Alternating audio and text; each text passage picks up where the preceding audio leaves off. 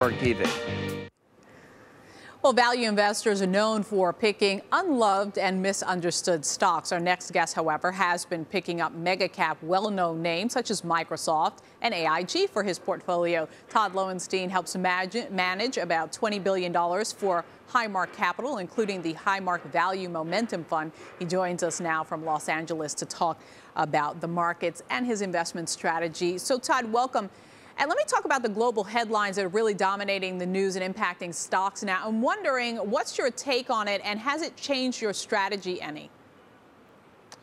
Not yet. You know, we're bottom-up stock pickers in the value momentum strategy, so that is our focus. We're focusing on corporate earnings and the state of the economy. There clearly are headwinds out there that we're watching carefully with respect to higher levels of interest rates, geopolitical risk, and oil being a drag. But we think the economy has proved resilient recently, and we think it's going to continue to do so. And we think corporate earnings are going to grow at a pretty steady clip, and ultimately the market will start to pay attention to that and revalue the market accordingly. But can the economy really do that? I mean, today, GE CEO Jeffrey Immelt said that commodity prices and interest rates are headwinds for the company, and you're talking about a bellwether company. So what does that mean for some of the other companies then? Clearly, companies are attempting to pass through some of these higher material costs. Some have been more successful than others. Productivity is going to drive down some of these unit labor costs that we're seeing. And companies need a lot of levers. They need to focus on productivity and enhancing the bottom line to the extent they're not able to pass these through.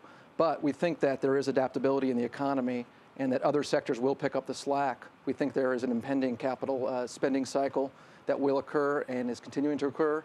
And for the most part, the economy is pretty resilient. So what sectors will pick up the slack, you think?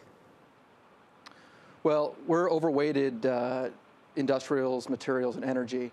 And we still think the economy is growing at a steady but not spectacular rate with modest inflation. Now, there's been some recent numbers recently that have shown maybe that's in question.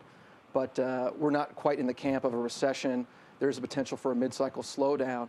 But we think there is operating leverage still in these companies, and estimates are achievable going forward. In our intro, we did say that GE, one of your top holdings, and it's trading near a 52-week low today. What do you do in that kind of situation? Are you adding, or have you already sold GE shares, considering what you were seeing from the stock? No, we're patient, contrarian, long-term investors, and we focus on the business behind the stock. We really like GE in this environment. It represents one of these unloved, misunderstood companies, we think. They've gone through a process of repositioning their portfolio to try to capture higher growth opportunities. And it's going to take some time as they transition, as they shed slower growth businesses and added higher growth markets. But if investors are willing to be patient and look beyond the current environment and current noise, we think if you look back 3 to 5 years from now, you can be glad you owned it. This is a company that's dominant in the markets they are in. And we think will perform well going forward. Another one that I would say, I guess, is a contrarian play now is Walmart, because it's having a tough go. Higher gasoline prices as well impacting the retailers and thus a Walmart. That stock trading near its September lows. So, again, is this an entry point for you in terms of Walmart? It's a relatively new name for us. This is a stock we've not owned in the past, have been accumulating a position over time. What we see is a dominant retailer. And the current environment has not quite derailed the thesis on the company.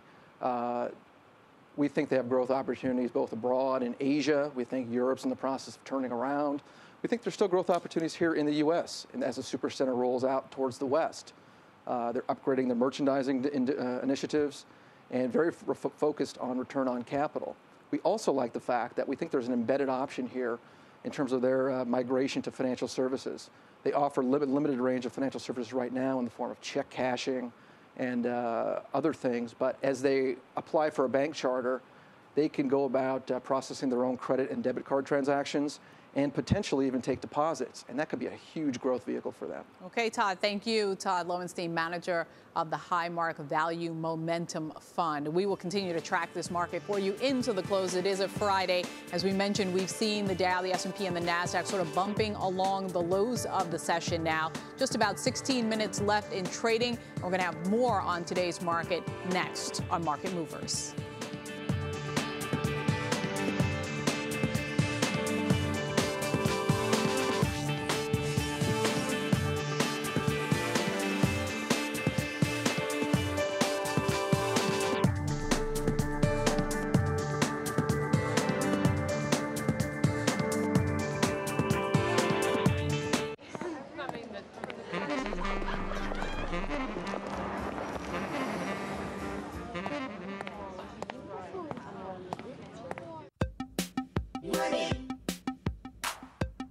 Money shouldn't be skinny. It should be fat. It should be big. Ginormous. We've created a way to make money into big money. Find out how you can do it at hsbcdirect.com. Introducing an online savings account with a 5.05% annual percentage yield, 8 times the national average. Money is better with a little extra padding on it. Let your money grow at HSBC. A really simple way to make your money fat. An online savings account that connects to your current checking account wherever you bank. There are no minimums, no monthly fees, and nothing to get in the way of your money becoming as hefty as possible. Brought to you by HSBC, the world's local bank. Member FDIC. Make your money big and beautiful at hsbcdirect.com. Standard Chartered Bank presents the Rates and FX Update.